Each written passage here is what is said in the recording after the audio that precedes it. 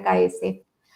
Y comparto gustosamente esta charla, esta tarde hoy, con Silvia Testa. Silvia, ¿querés presentarte? Sí, buenas tardes a todos. Bueno, mi nombre es Silvia Edith Testa, soy la directora de la maestría en Ciencia de Datos e Innovación Empresarial y la licenciatura en Ciencia de Datos, además del Centro de Inteligencia Artificial y Tecnologías Emergentes en la Universidad KS. Bueno, como continuando lo que decía Nora, estamos admitiendo algunas personas, algunas colegas que se están sumando. ¿Te parece, Nora, comenzar o esperar unos minutos? Demos un minuto más y comenzamos. Perfecto.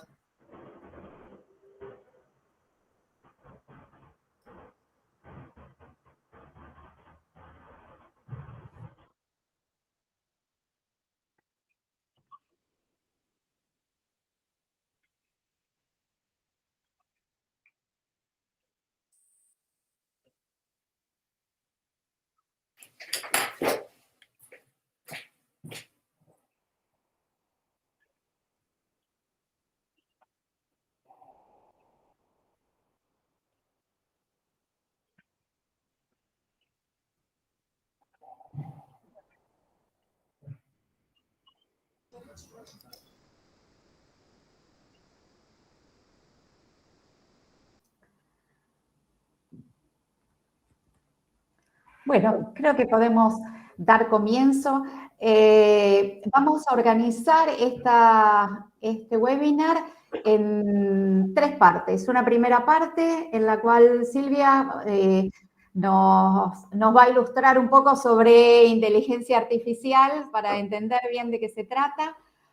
Una segunda parte en la cual voy a compartir yo algunas reflexiones sobre educación e inteligencia artificial para que pensemos sobre este tema juntos.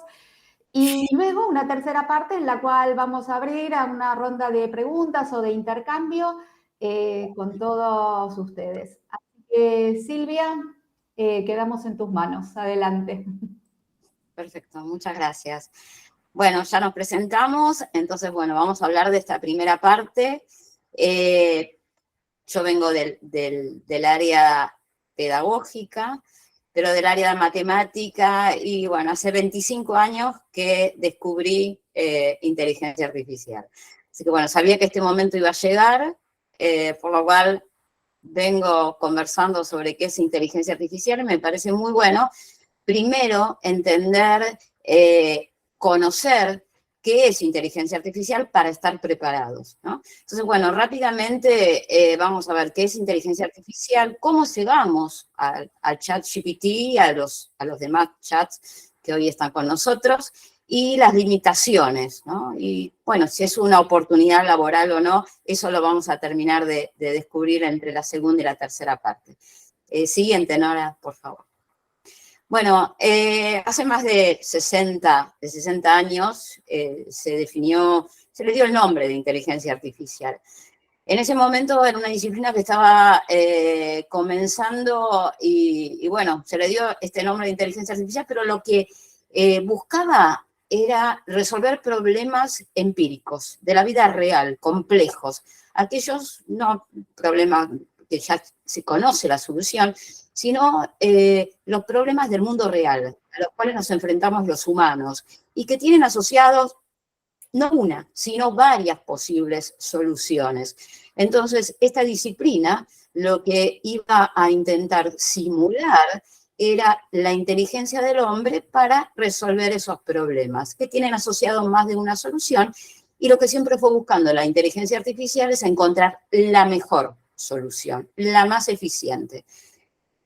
Dos líneas fueron las que avanzaron. Una con una definición que se llamó débil o blanda, que dice que es la ciencia que estudia y crea los sistemas computacionales que manifiestan alguna forma de inteligencia similar a la humana.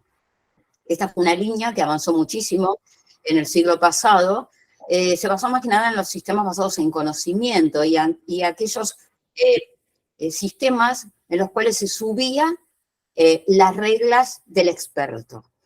Imagínense que en estos se subía lo que es la expertise, la heurística propia del ser humano. Ejemplo de esto, ustedes habrán escuchado hablar o habrán interactuado con el chatbot Elisa, ¿sí? Eso tenía una base de conocimientos. Otra línea en paralelo, todos conocemos que cuando surge una ciencia existen dos líneas y que algunas en algún momento también confrontan entre ellas. La otra línea es la que se llama más dura, y es una línea más fuerte. ¿Por qué? Porque dice que es la ciencia que estudia los sistemas computacionales que simulan las capacidades cognitivas del hombre. Y ahí ya vamos a querer reproducir esas capacidades, como es los sentidos, actuar y comprender. Son las dos ramas. En estas dos ramas fueron avanzando los chatbots, que es lo que vamos a conversar hoy, que son aquellos software inteligentes. Por favor, Nora, la siguiente. Estos software inteligentes que interactúan con el hombre. Entonces nos quedamos con esta línea dura. En otra oportunidad, si quieren, charlamos de la línea más blanda, pero nos quedamos en esta línea más dura.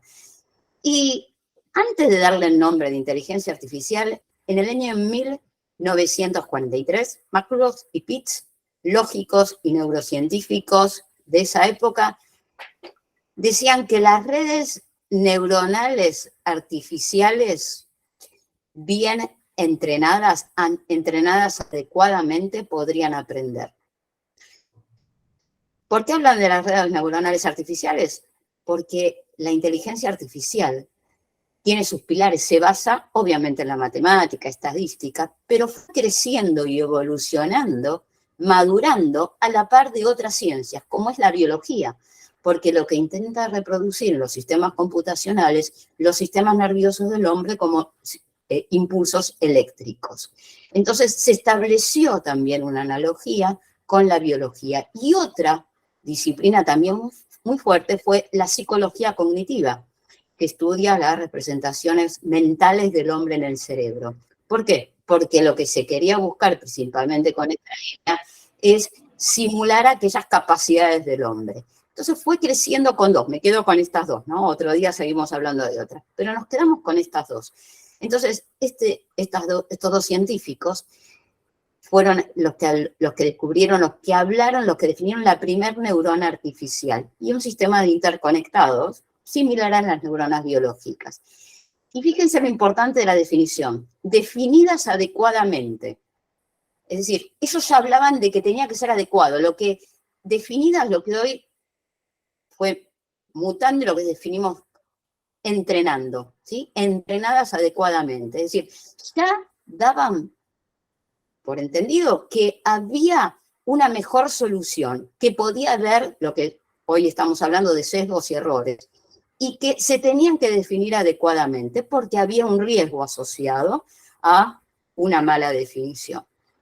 Hace más de 60 años, estamos cumpliendo 70. Bueno, luego, al mismo tiempo, unos años después, se empezó a hablar esta línea, continuó con esta línea, de los modelos de Machine Learning. Machine Learning es aprendizaje automático. Entonces empezó a hablar del aprendizaje computacional. Cuando hablan de aprendizaje computacional, se empezaron a definir tipos de aprendizaje. Y ahí vamos a hablar de dos. Supervisado y no supervisado. Supervisado, para hacerlo fácil, supervisado por el hombre. No supervisado por el hombre, por un mentor. Al mismo tiempo, empezaron a surgir otros tipos de redes neuronales, ¿no? Ahora imagínense que en los años 60, 70, 80, todo esto estaba un poco relegado, por eso avanzó la otra línea, la línea más blanda. ¿Por qué relegado? Porque recién en los años 90 avanzó tanto la tecnología que avanzamos con el procesamiento, es decir, la capacidad de procesamiento, la capacidad de almacenamiento en Internet, en la web, y la cantidad de datos que se empezó a masificar y empezó a ser más abundante, permitió que estas redes neuronales artificiales comenzaran a surgir. ¿Por qué? Porque estas redes se entrenan con datos. y se entrenan muchísimos modelos y necesitan gran capacidad de procesamiento. Entonces, por eso empezó a surgir en los años 90. No obstante, como ya ahí figura y les estaba comentando, entre los años 50 y 90 fueron avanzando estos algoritmos con algo que llamamos una red importante recurrente, un físico e informático, Hospiel, para aquellos que quieran investigar. Nos quedamos con esto, nos quedamos con aprendizaje supervisado, nos quedamos con las redes neuronales, con aprendizaje supervisado y con Hospiel. Obviamente que las grandes corporaciones, me quedo con dos, Google y OpenAI, son las que tienen gran poder de inversión y pudieron seguir avanzando, y a partir de los años 90, con estas redes. Es así como rápidamente pasó al 2017-2018, cuando se empiezan a hablar, Google empieza a hablar de, basada en estas redes recurrentes, un nuevo algoritmo de redes. En el año 2020-2021 lo tomó OpenAI con el GPT, el ChatGPT. Empezó la versión 1, la versión 2, y la que explotó en noviembre del 2022, diciembre del 2022, es el ChatGPT, ¿sí? Y que lo llamaron, como figura ahí, generativos, ¿no? Son modelos de inteligencia artificial basados en redes neuronales generativos preentrenados. Todo viene, estos nombrecitos vienen a raíz de todo esto que les fui comentando. Y acá se habla de un nuevo tipo de aprendizaje, un aprendizaje por refuerzo, que es supervisado por el hombre y que también es reforzado.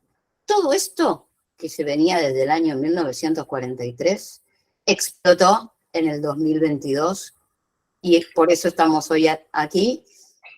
¿Y por qué explotó? Porque todos tenemos WhatsApp, seguro, ¿no? Pero el WhatsApp, para ser usado por 100 millones de personas, tardó 3 años y medio. El ChatGPT tardó 2 meses. Entonces, esto se masificó y se democratizó de forma tal, gratuita, que se hizo tan comentado y es lo que hoy nos está ocupando. Nuevas versiones y lo que se viene y se está trabajando. ¿Por qué? Porque lo que se busca es, como decía McCulloch y Pitts, es definirlas adecuadamente. Por eso ustedes también van a escuchar que todos los nuevos avances, no solamente de OpenAI, Google, Microsoft, Amazon y todos los nuevos chats, están mejorando y van a leer que continuamente mejoran y que proponen que los usuarios encuentren errores y demás. ¿Por qué? Porque al mismo tiempo que ustedes se conectan, le suman datos, van sumando más datos. Y ellos tienen que mejorar, porque lo que se busca es, como decían en el año 1943, definirlas adecuadamente. La siguiente, Nora, por favor. Ahora bien, conocemos un poquito cómo llegamos al ChatGPT, pero necesitamos también saber si tiene limitaciones. Para saber si tiene limitaciones, porque nosotros tenemos que saber qué es lo que vamos a trabajar, con qué vamos a educar a nuestros alumnos. Entonces, vamos a repasar rápidamente las limitaciones que tiene hoy. Todo hay que hablarlo hoy, ¿no? Estamos en abril de 2023. Bueno, esa humorada viene bien, siempre la comento, porque hay un paciente, le dice al doctor, hace una semana que no como, no duermo. ¿Qué tengo? Y tenés hambre, tenés sueño, tenés sed, ¿no? Hay algo que es el sentido común, que todavía la inteligencia artificial no la tiene. Va a tardar bastante, yo creo que es una de las cosas que más va a tardar en ser entrenada. Otra cosa que no tiene es la empatía, el trabajo colaborativo. Creatividad computacional, y es discutible. ¿Por qué es discutible? Porque yo ya hace 25 años había propuesto un modelo inteligente creativo, que lo llamamos computacional. No digo que me lo robó Google, no, por favor, ahí quedó. Pero Google ya estuvo trabajando, TensorFlow ya estuvo trabajando. ¿Para qué? Para reproducir o a crear algo que se llama creatividad computacional. Habrán escuchado hablar que la inteligencia artificial produce, no produce. Es decir, replica, trabaja, entrena con música, ¿no? Y genera algunas imágenes que usan algunos artistas como borradores. Entonces, es discutible si la creatividad computacional es o no, no la creatividad humana, eso ya sabemos que no, que no la posee, pero pongámosle que algún tipo de creatividad computacional. Ahora, la innovación, y no sé, aquello de adaptarse a las nuevas circunstancias, y no sé si podría haber sobrevivido a una pandemia, ¿no? Bueno, sentidos. Los sentidos, bueno, se está trabajando con la visión, se quiere trabajar con el olfato, se está trabajando, así que bueno, eso también es discutible. Adaptación a entornos cambiantes todavía no tiene, obviamente. Interpretar y conocer de la propia experiencia. No tiene heurística como tenemos nosotros, no tiene la expertise, ¿sí? Y eso es lo que también nos da la posibilidad de emitir juicios, los argumentos que nosotros tenemos para poder justificar y lo que llamamos pensamiento crítico.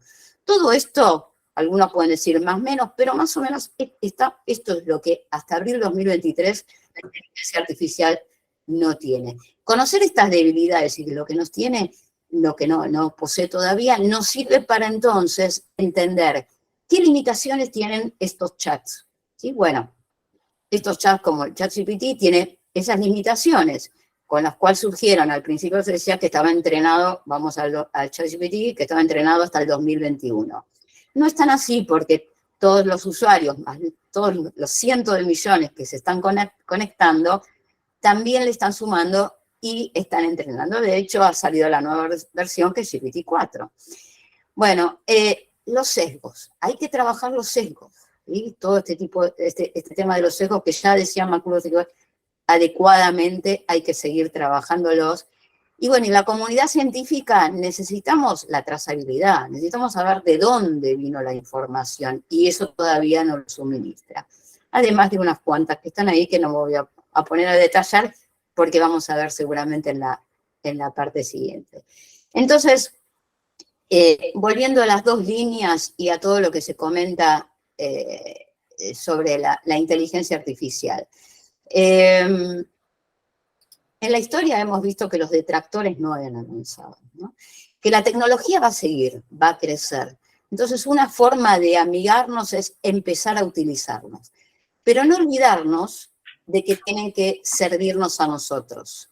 Por eso les voy a proponer una tercera definición, que es la que a mí más me gusta y la quiero compartir con ustedes.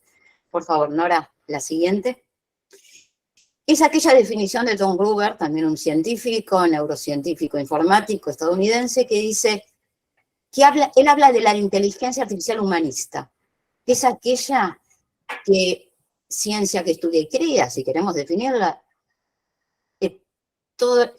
simula las capacidades del hombre y la inteligencia del hombre, pero para satisfacer nuestras necesidades, colaborando y aumentando nuestras propias capacidades.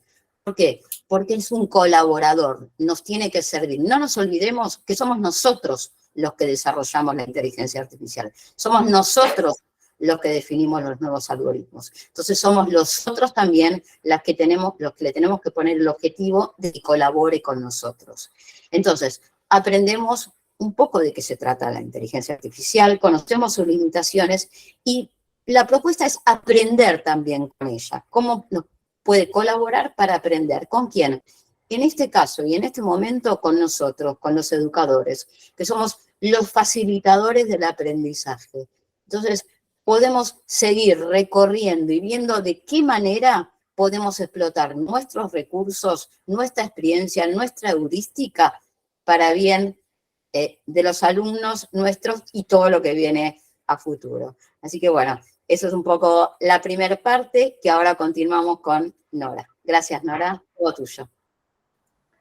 Gracias, Silvia. Así que recojo el guante y vamos entonces a trabajar juntos, a comentar, a pensar juntos cómo relacionamos todos estos conceptos que Silvia nos explica también con la realidad educativa. Y para eso la propuesta es, en principio, ver la realidad de la inteligencia artificial en la gestión, en segundo lugar en la enseñanza y el aprendizaje, y dentro de esto, claro, cómo no hablar del prompting, que es de lo que habla todo el mundo hoy a partir del chat GPT o GPT.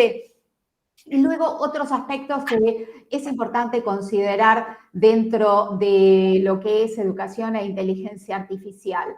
Esta es la propuesta. Entonces vamos primero a la inteligencia artificial y en la gestión educativa. Seguramente muchos de ustedes están trabajando en campus virtuales o en algunos otros entornos virtuales de aprendizaje y seguramente utilizan los reportes sobre asistencia, sobre uso, sobre participación, sobre horarios de conexión de los estudiantes.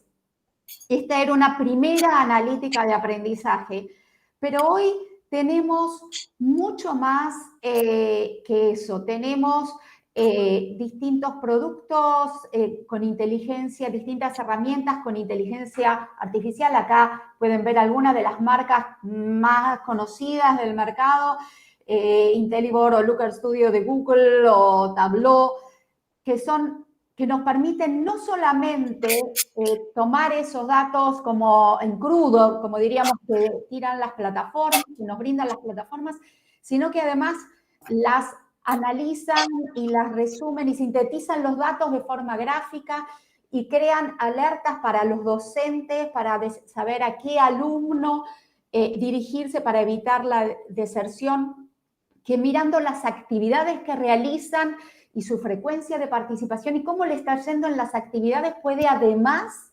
enviarle automáticamente una alerta al estudiante y además de avisarle al docente, y también a quienes están en gestión pueden tener un seguimiento total de su institución a través de gráficas de actividad de los estudiantes por carrera, de los docentes, y tener así una visión gráfica total de todas aquellas personas que están involucradas en la institución educativa. Esto es un gran avance que facilita muchísimo la gestión, el seguimiento y también que ayuda a la enseñanza y el aprendizaje porque permite un seguimiento muchísimo más cercano a los docentes e inclusive una mayor autonomía de los estudiantes, porque al tener los estudiantes sus advertencias automáticas, sus recordatorios automáticos, pueden gestionar mejor su propio aprendizaje. Este es un aspecto. El otro aspecto, claro, es la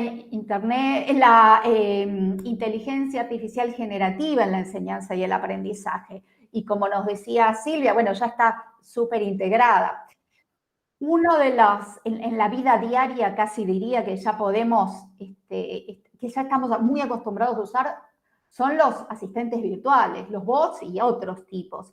Piensen, para quienes viven en Ciudad de Buenos Aires o han ingresado a la página, tenemos el Boti que tanto nos avisaba de las vacunas durante la pandemia, o cuando compramos algo en una tienda virtual, siempre tenemos algún robot en el WhatsApp o en la plataforma de compras, pero también en enseñanza y aprendizaje. Dos muy interesantes nuevos es el Canmigo de la Academia Khan, que es el asistente virtual que tiene inteligencia artificial generativa detrás para el aprendizaje de muchas materias, principalmente en el área de matemáticas, pero no exclusivamente. Todavía está solo en inglés, pero seguramente, así como la Academia Khan tiene su versión en español, pronto va a estar en español también.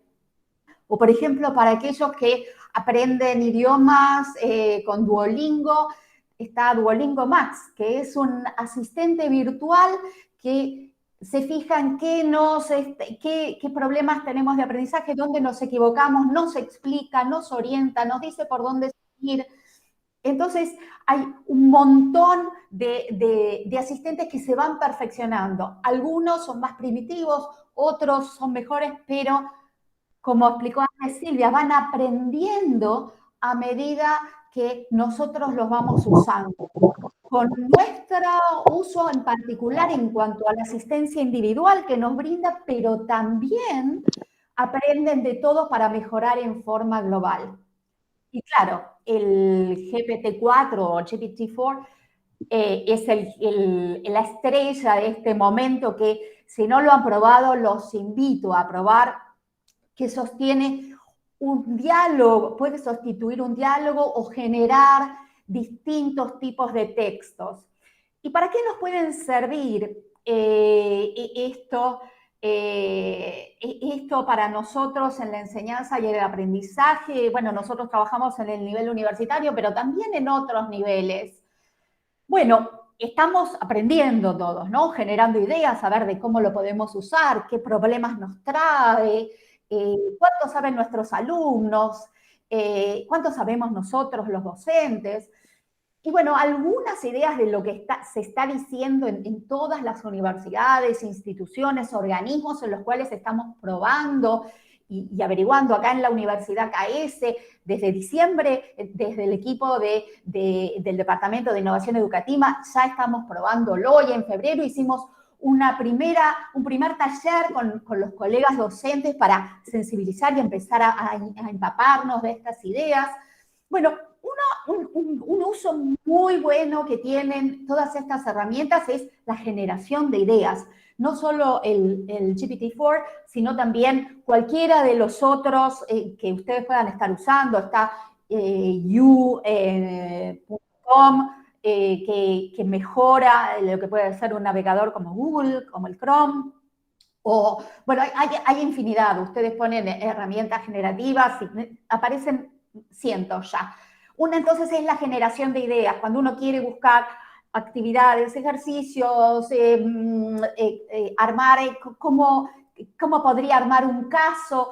Bueno, acá me ayuda, puede ser un disparador de ideas para estudiantes y para docentes, ¿no? Puede ayudar en el diseño, si yo quiero armar un curso, un taller, una clase, un caso, puedo tener estas primeras ideas a partir de lo que me brindan las herramientas generativas.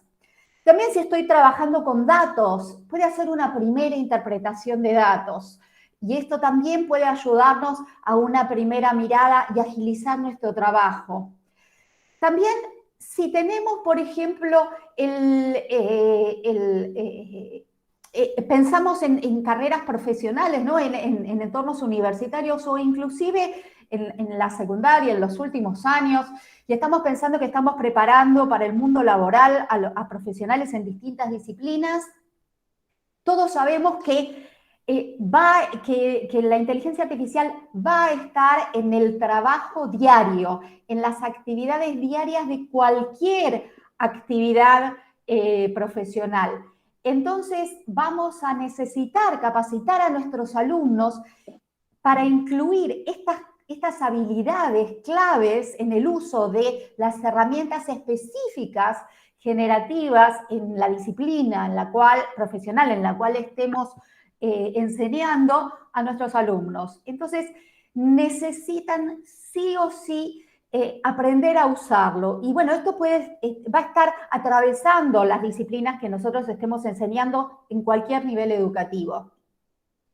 Otro uso íntimamente relacionado va a estar en la búsqueda de información. Y si antes teníamos que enseñar a cómo buscar información en Google y cómo detectar fuentes válidas o discernir en cuanto a la validez, la utilidad de la información, cuanto más ahora, ¿no? Con las potencialidades que le brindan las herramientas generativas a los distintos navegadores.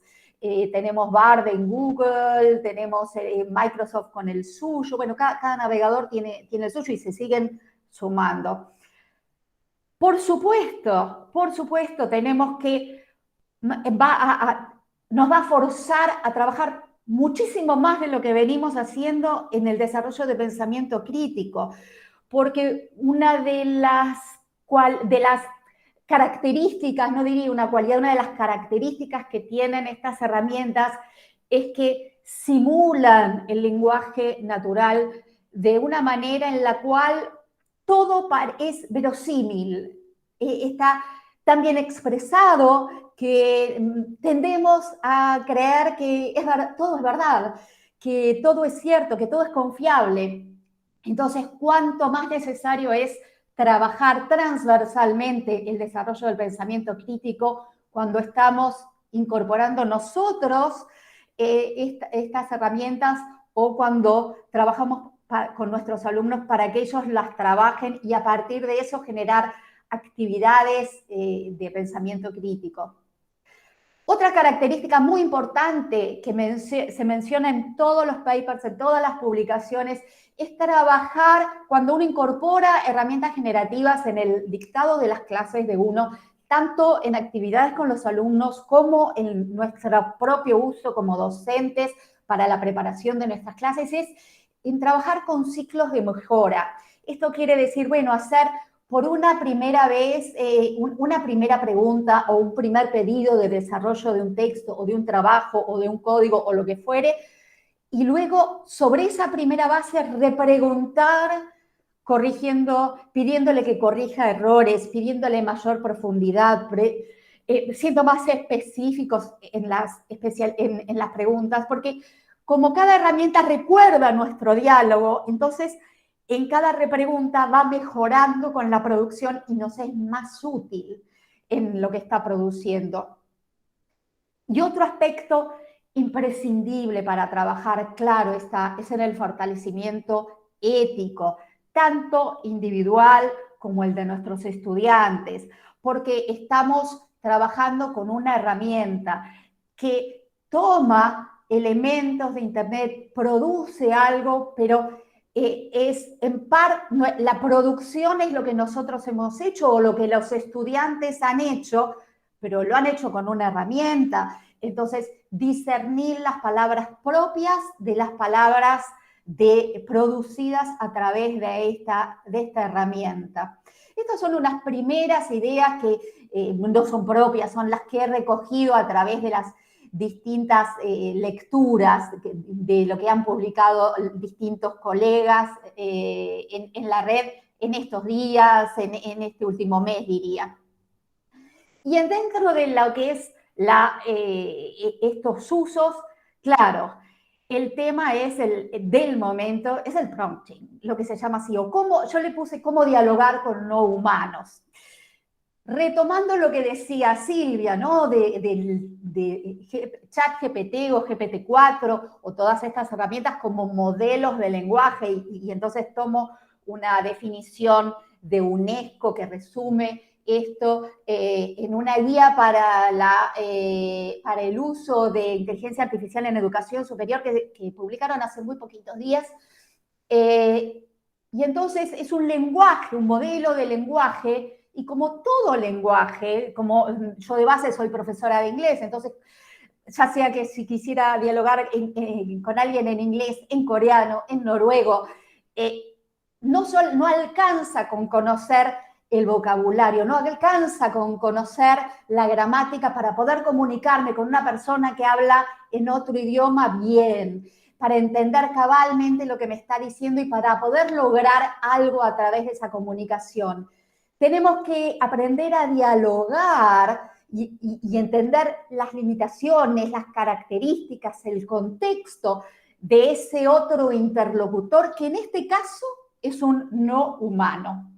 Entonces, ¿en qué tendría que prestar atención yo cuando dialogo con un no humano, ¿sí? Con un modelo? Bueno, tendría que tener, en primer lugar, y dentro de esto que es el contexto de entender que este no humano tiene limitaciones y como decía Silvia, hay cosas que no puede hacer, ¿no? Entonces, hay tareas para las cuales lo voy a poder usar y para otras no. Y entonces los remito a esta imagen de cuán seguro y para qué puedo usar el ChatGPT o cualquiera otra de estas herramientas en mi tarea. Pero si sí lo voy a usar porque es seguro, entonces yo en mis instrucciones y por prompting, en este contexto entiendo cómo darle instrucciones o cómo darle indicaciones al chat para que haga lo que yo quiero. Y bueno, tengo que darle todas aquellas cosas que todavía el chat no puede deducir por sí mismo y se lo tengo que dar explícitamente. Entonces voy a tener que indicarle el contexto. Entonces, si voy a querer que me escriba un curso, le voy a decir, yo soy profesor universitario, por ejemplo. El propósito, ¿para qué le voy a pedir? Necesito tal cosa, ¿para qué contexto? ¿En qué registro discursivo? ¿Lo voy a querer para en formal, en texto académico, de un modo dialógico, de un modelo coloquial? Para una campaña de marketing, para niños de 6 años. ¿Qué estructura? Voy a querer un párrafo, un texto para publicar en Instagram, un libreto para una obra de teatro. ¿Qué extensión quiero? 2 líneas en 5 palabras. Quiero un resumen de todo este libro en 10 renglones. Puedo dar ejemplos inclusive. Le puedo decir en base, en el estilo de tal autor, o según este texto que ya he publicado, o como mis publicaciones anteriores, o una frase.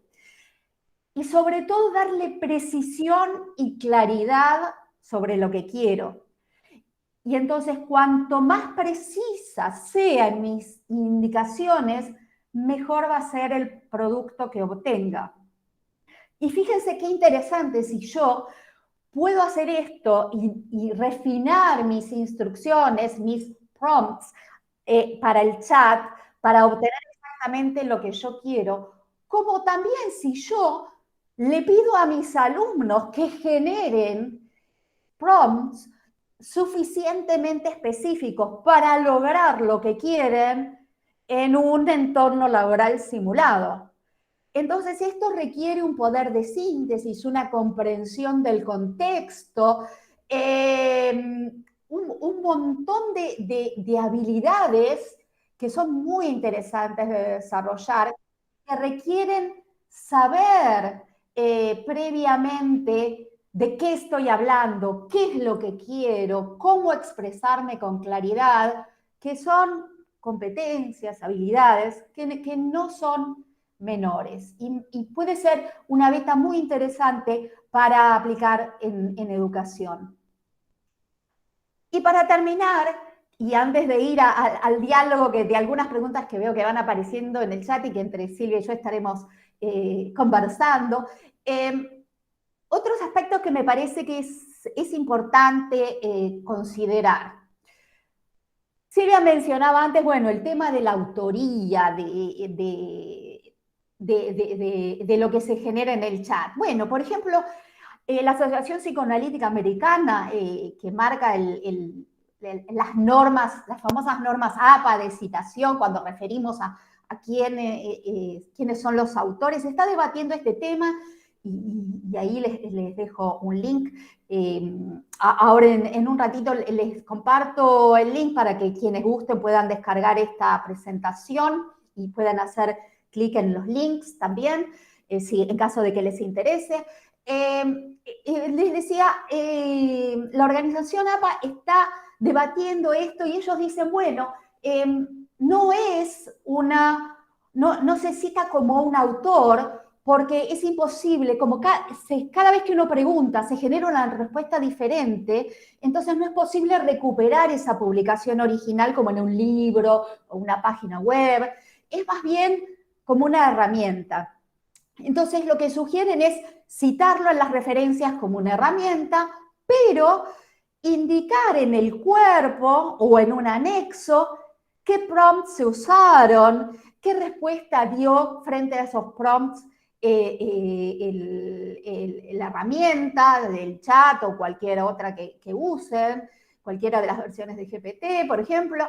Entonces esto es muy, muy, muy interesante. Otro enfoque que muchas instituciones están asumiendo es resistir al cambio, ¿no? Frente a no saber cómo abordarlo, resistir y tomar las herramientas de control de plagio, y entonces ahí les dejo algunos de los que están funcionando. De repente el que estos días, ayer creo que salió con más fuerza en las redes, era el GPT-0. Lo que hacen estas herramientas es dar un porcentaje de probabilidad en cuanto a qué porcentaje de probabilidad hay de que este texto haya sido generado por inteligencia artificial. Entonces siempre queda un margen de duda, porque como es imposible recuperar el texto, entonces nos queda ¿en quién confiamos más? ¿En el estudiante o en la herramienta? O en realidad tenemos que volver a que a cuánto conocemos a nuestros estudiantes para reconocer si ese texto es una producción propia o no, o cuán desafiante es la forma de evaluación que tenemos, si es hemos evaluado el proceso y hemos visto la construcción y la evaluación en el aprendizaje de nuestros estudiantes. Bueno, son todas cosas que no están resueltas, pero sí es interesante pensarlas una vez más, como lo hacemos desde hace décadas, pero ahora a la luz de estos nuevos desafíos. Los sesgos que mencionaba también antes Silvia, ¿no? Hay un artículo muy interesante de la revista Forbes que habla de los sesgos. Como estas herramientas se nutren de todo lo que aparece en Internet, de lo que está publicado, y todo lo que está publicado está muy sesgado, entonces estos sesgos se reproducen en las producciones. También hay por ejemplo, un sesgo de clase, ¿no? Y hasta un poquito xenófobo, podría decir, por ejemplo, si decían en una publicación, no en esta de Forbes, en otra, si se pone, se le pregunta a un chat, bueno, si hay alguien, se presenta una entrevista de trabajo, un señor noruego y una señora colombiana para un puesto de empleada o empleado doméstico. ¿Quién seguramente va a obtener el trabajo? Y daba a la señora colombiana, por ejemplo, y ahí tenemos un sesgo muy fuerte que reproduce lo que está en la red. Entonces, y con eso hay sesgos de género, de clase, económicos, de todo tipo. También los sesgos confirmatorios, es que ese sesgo sí también se trabaja en este artículo de Forbes tan interesante, que es el sesgo de que nosotros pensamos que algo es de determinada manera, y así como Google solo nos muestra publicidades de aquello que cree que nos interesa y nos gusta y somos potenciales compradores, por ejemplo, y tenemos todas las publicidades de solo de lo que nos interesa, bueno, también los chats se acomodan a lo que cree que nosotros queremos leer, ¿no? O queremos oír, nos endulzan los oídos de alguna manera, y esto, bueno, para quienes además de docentes son investigadores, saben que es un problema en la investigación, ¿no? Y también reduce de alguna manera nuestra mirada y nuestro espectro en cuanto a pensamiento y a generación de nuevas ideas. Otro de los aspectos son las limitaciones que tienen todavía todas estas herramientas para las inferencias lógicas. Un ejemplo típico es, bueno, si uno le dice, si una persona estaba viva, estaba viva a la mañana y a la noche estaba viva, estaba viva o muerta al mediodía. Y no sé si ya va aprendido, pero hace algunos días el chat decía que no tenía suficiente información para decir si al mediodía estaba viva o muerta, porque no sabía solo de la mañana o de la noche. Lo que decía Silvia, ¿no? Que no tiene el sentido común para decir que un ser humano no puede estar intermitentemente vivo o muerto. Para nosotros es una obviedad. Para la inteligencia artificial todavía no está, pero eso no quiere decir que mañana no lo pueda resolver. O que hoy mismo ya no lo haya resuelto. Ya le digo, esto es de un chequeo de hace unos días. El otro efecto es lo que llaman las alucinaciones. Y esto que mencionaba antes este halo de verosimilitud que da todo aquello que muestra, que escribe, que parece cierto. Y así, y me parece que una buena metáfora es esa sensación que tenemos cuando usamos realidad virtual, ¿no? Nos ponemos los lentes, usamos guantes hápticos y al principio sabemos que los tenemos puestos y que estamos en un jueguito, pero después de un rato nuestros sentidos se confunden y nos olvidamos, nos desconectamos de la realidad y estamos adentro de ese entorno virtual y nuestros sentidos se engañan y creen que están ahí. Entonces sentimos miedo, sentimos mareo en una montaña rusa o otras sensaciones. Entonces, esto también pasa con los textos, que alucinamos y creemos, nos da un consejo, nos da una opinión y nos parece que es verdad y que es alguien que sabe, o podemos dialogar, como en algunas películas o en algunas series, y creer que estamos con un interlocutor que realmente tiene sentimientos o que sabe de lo que está hablando, ¿no? O que inclusive que nosotros le importamos. Y entonces finalmente el último punto que me parece que es interesante considerar, y lo tiro, ¿no?, hacia la mesa para reflexionar juntos, es, bueno, podemos adaptarnos o resistir. Y en esto comparto un artículo de Harvard que me parece que es interesante, y sí, hay instituciones y personas, lógicamente, que adoptan un camino de resistencia, pero yo coincido con lo que dice Silvia, que se podría, uno no tiene mucho sentido resistir, porque esto va a evolucionar, ya lo tenemos integrado en nuestra vida diaria en montones de cosas en las cuales ya casi nos resultan transparentes, y que es muchísimo más productivo adaptarnos y aprender, y esto no quiere decir no analizar, no ser críticos o no pedir y también promover que haya ciertas reglas, que los organismos o en aquellos centros de poder que puedan hacerlo se generen normas, limitaciones o ciertos usos éticos hacia, como decía Silvia también, hacia un uso humanista de estas herramientas como de cualquier otra tecnología, pero sí tomarlas para nuestro provecho, para el provecho individual de nuestros estudiantes y claro, de toda la humanidad, lógicamente.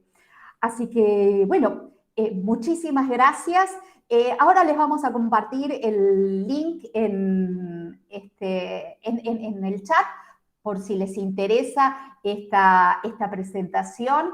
Y claro, vamos a ver, voy a dejar de compartir para que podamos ir hacia comentar algunas de las preguntas que están en el chat. Algunas tal vez hayan sido contestadas. Vamos a ver. Bien, bien. Sí, Nora, por ejemplo, comentaba que para chatear solicita datos personales. Claro, claro. Sí, da datos personales. Una cosa interesante es que asocia al número de celular. Entonces uno no puede entrar con distintos perfiles, salvo que uno tenga varias cuentas de celular, pero asocia a una única cuenta de celular. Y bueno, sí, claro, no hay recetas para esto, hay experimentación, ensayo, investigación y aprender junto a nuestros alumnos, o por lo menos eso, ese es mi enfoque, pero lógicamente cada uno tendrá el propio. Cecilia nos dice que le reduce el tiempo de trabajo, y sí, es una herramienta, y como la pala es más eficiente que escarbar con las manos en esto, y perdimos fuerza muscular al usar, y perdimos caligrafía al usar el teclado. Algunas cosas perdemos y otras ganamos con estas herramientas, ¿no? Bien, Si me permitís algo, una aclaración en cuanto a que aprende. Bueno, el tema de aprender, estamos en el ambiente académico, entonces me doy el permiso de ser un poco más estricta. Hay que manejarlo con cuidado. En la generalidad se dice que aprende, pero acá hay un aprendizaje computacional, no es un aprendizaje humano, hay que tener en cuenta, ¿eh? Es decir, el aprendizaje computacional significa un sistema computacional que aprende, es un sistema que tiene alguna mejora en alguno de los parámetros de su sistema, con lo cual va obteniendo mejoras. En ese caso decimos que es un aprendizaje computacional y está automatizado. Es decir, no es aprender como el humano. Y eso siempre hay que tener claro. Todas las definiciones o todo lo que se hablen es simular. Simular la débil, la fuerte, las capacidades cognitivas, simular aprendizaje, ¿eh? No es aprendizaje humano. Y en este caso, el aprendizaje computacional decimos que sí, porque es esta línea más fuerte, no en aquellos sistemas que están cargados, constantemente están interactuando con otros chats en los cuales les responden un par de cosas y después te dicen, comunícate con un asesor, comunícate con un asistente. En general esos chats no aprenden. ¿Por qué? Porque tienen cargado lo que les decía antes, una base de conocimiento, algo duro, algo ya estricto, algo ya 4, 5, 6, 100 reglas, pero va por un flujo en el cual si hacen una pregunta de esa forma, se responde eso. Si eso no lo tienen cargado, listo. Y no se conectan a Internet, ¿sí? Como es acá. Acá es otra cosa, acá se conectan a Internet, está constantemente, en este caso, están constantemente alimentándose. Por eso se le dice generativa, pero proviene de la conexionista. De las redes neuronales es una conexión entre las neuronas constantemente. Ahora, el aprendizaje es el aprendizaje computacional. Depende de todos los datos históricos que tenga cargados. Quería hacer esa salvedad un poquito más técnica porque estamos en un ambiente académico y vale hablar con propiedad y con argumentos más técnicos. Gracias.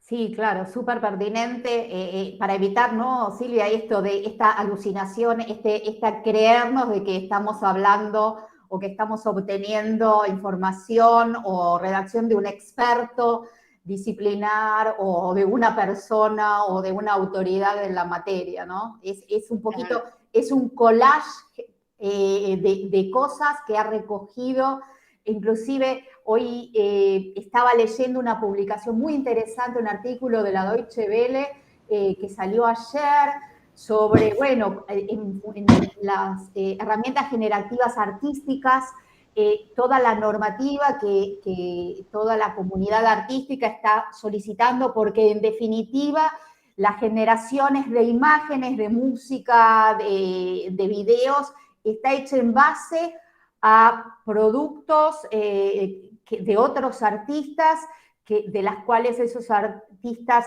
lucran, y el chat está generando, o mejor dicho, el chat no, las herramientas están generando cosas a partir de esas imágenes. Entonces hay todo un debate, ¿no?, sobre esto y también el desafío de cómo normar este tipo de cosas. Es muy interesante, se lo recomiendo que lo googleen porque vale la pena.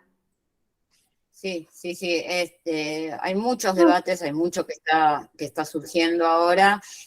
No me puse a hablar, no daba, queríamos hacer algo breve sobre todo el tema de la ética, la responsabilidad y demás. Eso es todo un mundo aparte, es algo en lo cual, bueno, estamos en un ambiente educativo y queremos difundir, pero todos los conocimientos sobre inteligencia artificial, sobre el uso de educación, pero vuelvo, inteligencia artificial humanista, respetando que es desarrollada por nosotros para nuestro bien. Entonces, hay todo un tema ético, hay todo un tema de responsabilidad y demás, y también acompañado de un riesgo para el uso, ¿no? Acá hay que tener cuidado para qué se utiliza, es decir, hay un riesgo asociado, es decir, a todo modelo de inteligencia artificial tiene un modelo asociado, un riesgo asociado. Por ejemplo, para salud tiene un riesgo altísimo, ¿sí? un auto autónomo y demás tiene todo lo que va en contra de los seres vivos en general, ¿no? No solamente humanos, tiene un riesgo altísimo. Entonces hay que tener cuidado también para qué se lo está utilizando. Estamos hablando de un ambiente educativo, bueno, un dominio específico, para los dominios específicos ya está un poquito mejorado, pero bueno, no, estos modelos no son generales todavía, no abarcan todo el saber ni todo el conocimiento. Están siendo entrenados en determinadas temáticas. Entonces hay algunas que saben más y algunas que saben menos. Hay que tener cuidado en qué y para qué se lo utiliza. Y hay que chequear, frente a las preguntas que estaban apareciendo en el chat, chequear la información, enseñar a chequear la información, estimular el pensamiento crítico, no compartir aquello que no compartiríamos con un desconocido en la calle, lógicamente, tener los mismos recaudos que tenemos cada vez que estamos en las redes o que estamos utilizando cualquier entorno digital, lógicamente. Y es una época fascinante para vivir justamente por los desafíos que plantea. Bueno, nos encantaría, posiblemente tratemos de armar un curso sobre prompting. En eso estamos, lo estamos pensando, vamos a hacer nuestro mejor esfuerzo. No desde la experticia, porque todos aprendemos, pero ¿por qué no un taller para aprender juntos? Así que, bueno, vamos a estar avisando en cuanto sea posible, claro. Hola. Sí, buenas tardes. Buenas tardes. Sí, buenas tardes, Luis. Disculpen, Luis Río Aranda. Lamentablemente abrí tarde porque vine recién de trabajar. Bueno, el tema es así. En el año 2000 yo estaba trabajando sobre un proyecto que se llama Doctor Jurídico Virtual, que se trataba de la inteligencia artificial, cargar una computadora poderosa con jurisprudencia nacional, internacional, local y de todo lugar para la profesión que nosotros nos dedicamos, que es la ingeniería judicial. ¿Por qué le llamo la ingeniería judicial? Porque hoy en día los abogados, con toda esta nueva tecnología que viene y que estamos aprendiendo y que la estamos diseñando para bien o para mal, pero yo creo que más para bien que para mal, si la sabemos utilizar, muchos un ejemplo, una sentencia que un juez durara 10 años, con la inteligencia artificial la sacamos en menos de 5 minutos. O sea, reemplazaría a la justicia humana, y lo único que habría sería ingenieros que corrijan si la máquina se equivoca en alguna aplicación de alguna norma vigente en el lugar donde se aplica. O sea, estuvimos trabajando un proyecto bárbaro. Cuando lo fuimos y lo expusimos, nosotros queríamos trabajar con el Estado en este proyecto y presentamos miles de carpetas y hasta ahora nunca jamás tuvimos una respuesta. O sea, la respuesta que tuvimos es siempre palo en la rueda, porque dice que si se empieza a aplicar esto no solo en la justicia, que se va a venir tarde o temprano un cambio tremendo, también en la parte laboral y otras cuestiones, ¿no? Se puede dar múltiples de aplicaciones. Increíble la cantidad de aplicaciones y el uso que se le puede dar. Tanto bueno como malo, pero voy a lo bueno. ¿Qué es lo que pasó? El Estado me puso 20.000 palos en la rueda. Que no se podía hacer el proyecto, que no se podía poner en práctica, que no podíamos hacerlo entre personas capacitadas de una empresa privada con el Estado, bueno, por siempre diferentes cuestiones. ¿A qué es lo que voy? Justo la escuchaba usted y esto me ha inscrito porque me interesa muchísimo. No solo por mi doctor jurídico virtual, que me ha costado muchísimo mantener la marca y volverla ahora a registrar y todo a pulmón, sino también porque la inteligencia artificial es un bien necesario para la humanidad. ¿En qué sentido? Que va a reemplazar la vagancia, un ejemplo, la computadora no se enferma y si se enferma se repara, y si comete un error hay 1000 cerebros que la corrigen. O sea, lo que me gustaría y lo que sueño es que esto sea un bien universal, un bien para el mundo, no para que se lo utilicen empresas privadas de distintos renombres o con mucho poder económico en el mundo y que la utilice únicamente para obtener rédito a través de la utilización de este medio. Simplemente quería agregar eso. Muchas gracias, es súper interesante. Vos sabés que justamente hay una publicación muy interesante que se hizo en el grupo de una investigadora del CONICET Argentina que se llama Elsa Esteves, con estudiantes de Derecho de la Facultad de UBA, que tal vez te pueda interesar, que se llama Imperfectos por Diseño. Les dejo, por si les interesa, el link acá en el chat también. Y muchísimas gracias por tu aporte. Muy interesante este desarrollo. Es muy importante también lo que decís, Luis, porque lo que se está trabajando con esto de la ética y demás, y todo lo que ha pasado con el ChatGPT estos 2 meses que pasó al libro Guinness, ¿no? Este chatbot, es que ya pasa a ser algo de política ciudadana, ¿no? Entonces, en general, en la Unión Europea se está trabajando, y acá también en América, se está trabajando con que la línea venga desde los propios gobiernos, es decir, que los gobiernos ya lo instalen como un tema de formación de política ciudadana, es decir, todo esto que tiene un cuidado y hay una responsabilidad y demás, tiene que tomar una connotación un poco más grande y más generalizada. Y de hecho, como vos decías, Luis, también hay mucho para lo cual nos puede ayudar. Ejemplo, todo las energías renovables, la distribución de la energía, la contaminación, todos los algoritmos de inteligencia artificial también pueden ayudarnos en esto. Y esto también es un tema de los gobiernos, un tema de los países. Así que bueno, yo creo que estos son un antes y un después de noviembre de 2022, ¿no? Yo creo que va a tomar va a ser un alcance más gubernamental, porque ya todos los organismos están trabajando con esto. O sea, ya creo que se fue de lo privado, ya pasó a ser algo más nacional e internacional. Así que sí, creo que se va a ir por ese lado. Yo creo que un Estado, en la crisis que estamos sufriendo y toda Latinoamérica y el mundo en sí, pero los Estados latinoamericanos, si optaran por este sistema, se ahorrarían muchísimo dinero, principalmente en derrochar el dinero sin darle, ser más útil en otras cuestiones, como la educación, la salud. Se derrocha mucho dinero. Un ejemplo, hoy mantener toda una estructura judicial nos sale fortuna, millones y millones a los argentinos.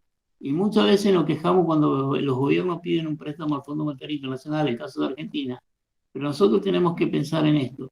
Si yo veo que mi gobierno o nuestro gobierno pide un dinero y un préstamo importante para agregar tecnología y mejorar la calidad de vida de los ciudadanos, la acepto, pero con las manos abiertas.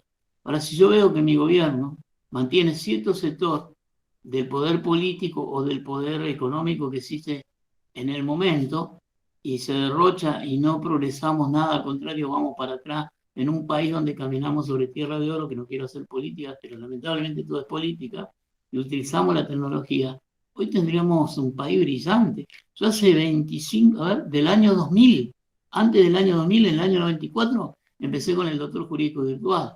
Hasta el día de hoy iba a tener de socio IBM, después IBM se me fue, peleando las pulmones en un garaje estilo Big Gay, haciendo pruebas, experimentos, fracasos, rechazos y mucho conocimiento acumulado a través del tiempo.